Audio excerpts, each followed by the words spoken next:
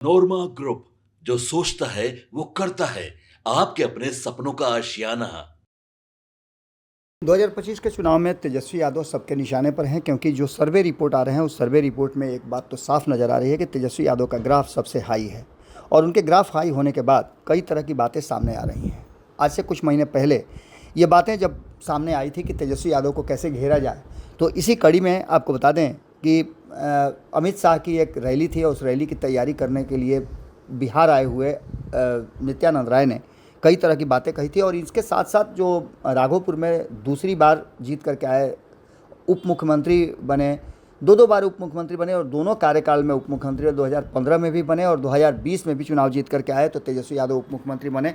लेकिन राघोपुर की स्थिति अभी तक सुधरी नहीं है। नित्यानंद राय ने दावा किया था कि तेजस्वी इस बार राघोपुर से चुनाव नहीं लड़ेंगे, वे अपना विधानसभा क्षेत्र छोड़ देंगे।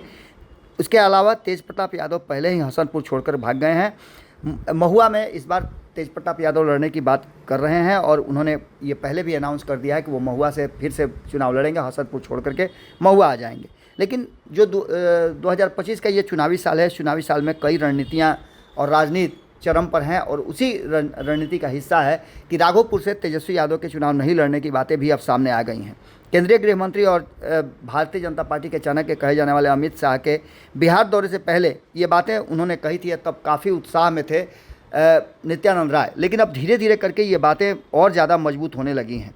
आपको बता दें कि राघोपुर से चुनाव नहीं लड़ने की बात को लेकर के लगातार अब भारतीय जनता पार्टी कह रही है कि सबसे ज़्यादा अगर देखा जाए तो घेरने की तैयारी चल रही है, वो है तेजस्वी यादव। तेजस्वी यादव को लेकर के मुख्यमंत्री के चेहरे के रूप में उन्हें सबसे ज़्यादा पसंद किया जा रहा है। तो वहीं आपको बता दें कि एक तरफ जहाँ ये सारी परिस्थितियाँ, सारी स्थितियाँ चल रही हैं, वहीं आपको बता दें कि राघोपुर से चुनाव लड़ने के लिए पूरी तैयारी तेजस्वी यादव की है। तेजस्वी यादव लगातार दौरा भी कर रहे हैं, लेकिन इस बीच में कई अपडेट्स भी आए हैं।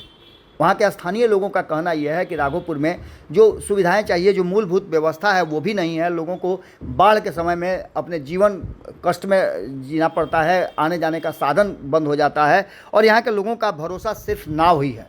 इन सभी बातों को लेकर के, एक पुल को लेकर के लगातार लोग बात कर रहे थे। तो वहीं अस्पताल को लेकर के भी कई लोगों ने कहा कि अस्पताल यहाँ बनाने की ज़रूरत थी।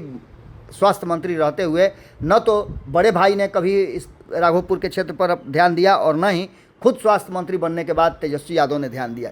इन सभी बातों को लेकर के लगातार जो चर्चाएं चल रही हैं, उसमें एक नई एंट्री भी हो गई है और इस नई एंट्री में प्रशांत किशोर अब राघोपुर से तेजस्वी यादव को ताल ठोकने के लिए और उनको टक्कर देने के लिए तैयारी शुरू कर चुके हैं। बिहार विधानसभा में नेता प्रतिपक्ष तेजस्वी यादव ने अपने विधानसभा क्षेत्र राघोपुर का दौरा किया और इस दौरा के दौरान कार्यक्रमों में हिस्सा भी उन्होंने लिया था। मीडिया से बातचीत कर उन्होंने प्रशांत किशोर के राघोपुर से चुनाव लड़ने के सवाल पर खुलकर अपना रुख व्यक्त किया था और साफ कहा था कि कोई कहीं से एक चुनाव लड़ सकता है, ये लोकतंत्र की खूबसूरती है।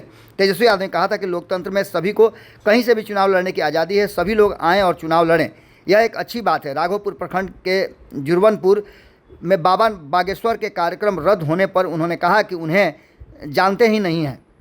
सीधे तौर पे अब आपको बता दें कि मोहन भागवत के बिहार दौरे पर भी उन्होंने साफ कहा था कि लोकतंत्र में सभी को आने जाने का अधिकार है, इसमें किसी तरह की कोई बात नहीं है। इसी बीच में आपको बता दें कि तेजस्वी यादव राघोपुर में एक कार्यक्रम के सिलसिले में गए हुए थे और इसी सिलसिले में आपको बता दें कि जो परिस्थितियां सामने आई उसमें उन्होंने कई सवालों के जवाब दिए थे। इसी बीच में एक जो चर्चा चल रही थी, वो चर्चा ये थी कि तेजस्वी यादव के विरुद्ध प्रशांत किशोर को चुनाव लड़ाने की बात की जा रही थी। अब इस बात को लेकर के ये चर्चा काफ़ी अहम भी हो गई थी और इसको लेकर के लगातार अब बातें भी सामने आने लगी थी। इसी बीच में आपको बता दें कि प्रशांत किशोर जो कि चुनावी रणनीतिकार हैं और उन्होंने जनसुराज नाम से पार्टी भी बनाई है। राष्ट्रीय जनता दल के नेता और राज्य में विधानसभा के नेता प्रतिपक्ष तेजस्वी यादव 2 चुनावों में वैशाली जिले के राघोपुर विधानसभा सीट से लगातार चुनाव जीतते आ रहे हैं। हालांकि तेजस्वी यादव ने प्रशांत किशोर की घोषणा पर कोई ऐसी प्रतिक्रिया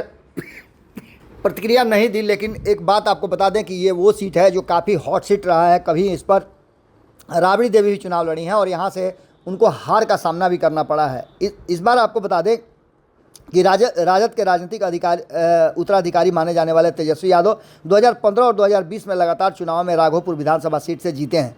राजद प्रमुख लालू प्रसाद यादव 1995 और 2000 में विधानसभा चुनाव में जीत हासिल किए थे, जबकि उनकी पत्नी राबड़ी देवी 2005 में उसी सीट से चुनी गई थी।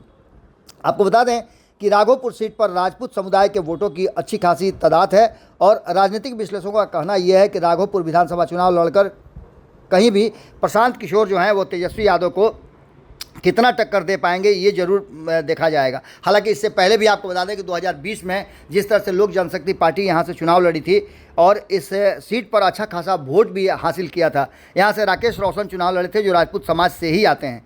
इन सारी बातों को लेकर के राजनीतिक नेताओं में राजनीतिक प्रतिक्रिया व्यक्त करने की होड़ लगी हुई है और चूंकि चुनावी साल है तो बहुत सारी बातें खुल करके सामने आएंगी।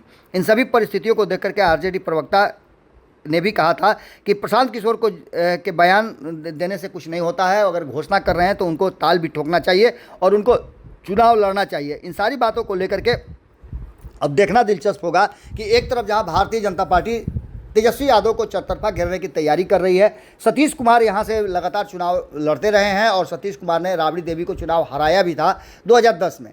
इसके बाद से जो कहानी शुरू हुई है उसके बाद से वो लगातार तेजस्वी यादव से हारते आ रहे हैं। इस बार भी उनकी तैयारी ज़बरदस्त है। कहा जाता है कि किसी भी घर से किसी भी व्यक्ति से पूछ लीजिए तो सतीश कुमार के बारे में हर कोई बताएगा और वो अपने क्षेत्र में अधिक समय बिताते हैं। भारतीय जनता पार्टी के कद्दावर नेताओं में से एक कहे जाते हैं। कभी वो नीतीश कुमार के साथ भी रहे हैं, इसलिए उनको नीतीश कुमार और भारतीय जनता पार्टी दोनों का समर्थन प्राप्त है। ऐसी स्थिति में देखना दिलचस्प ये होगा कि भारतीय जनता पार्टी कौन सी स्ट्रेटजी पर काम करती है। पहली स्ट्रेटजी तो यह है कि तेजस्वी यादव को घेरने की तैयारी उसने शुरू कर दी है और इस तैयारी में देखना होगा कि और कौन कौन सा हाथ कंडा अपनाती है। पहली बात तो ये कि तेजस्वी यादव को राघोपुर में घेरने की तैयारी अगर है तो इसके लिए भारतीय जनता पार्टी की स्ट्रेटजी क्या है, क्या प्रशांत किशोर भी यहाँ से चुनाव लड़ेंगे। अगर ये त्रिकोणीय मुकाबला होगा तो निश्चित रूप से एक बात मान के चलिएगा कि तेजस्वी यादव की जीत का जो ग्राफ है वो ज़्यादा बढ़ जाएगा, क्योंकि त्रिकोणीय मुकाबला में पिछली बार भी करीब 15,000 के आसपास वोट लेकर के आने वाले जो शख्स थे उन्होंने तेजस्वी यादव के जीत में एक अहम भूमिका निभाई थी। अब देखना ये होगा कि भारतीय जनता पार्टी और प्रशांत किशोर अपने दावे पर कितना खरा उतरते हैं और तेजस्वी यादव को हराने के लिए और तेजस्वी यादव को बैकफुट पर लाने के लिए किस तरह का रणनीति अपनाते हैं। लेकिन एक बात आप मान के चलिए कि तेजस्वी यादव मजबूती के साथ राघोपुर से चुनाव लड़ेंगे। कहा तो ये भी जा रहा है कि वो क्षेत्र बदल सकते हैं, लेकिन ऐसा दूर दूर तक अभी दिखाई नहीं देता है। क्या होता है ये तो आने वाला वक्त बताएगा। लेकिन एक बात मान लीजिए, चुनावी साल है और चुनावी साल में बहुत सारी बातें आपको सुनने, देखने और समझने को मिलेंगी। फैसला अब जनता के हाथ में है कि 2025 में किसको कितना ज़्यादा तवज्जो देती है। जुड़े रहिए भारत लाइव के साथ। बहुत बहुत धन्यवाद। वीडियो पसंद आई और वह बिहार के राजनीति और बिहारियत से सरोकार रखेनी तो सब्सक्राइब बटन दबा के चैनल के सब्सक्राइब कर ली। ओजे एगो घंटी बा, ओकरा बटन दबा देला से कुल सटीक और मारक खबर रुआ मुफ्त में मिल जाई। अगर रुआ पत्रकारिता के हमनी के नया प्रयोग में सहयोग कर चाहतानी तो ज्वाइन बटन दबा दी। पेटीएम नंबर नोट कर ली 9386816700। धन्यवाद।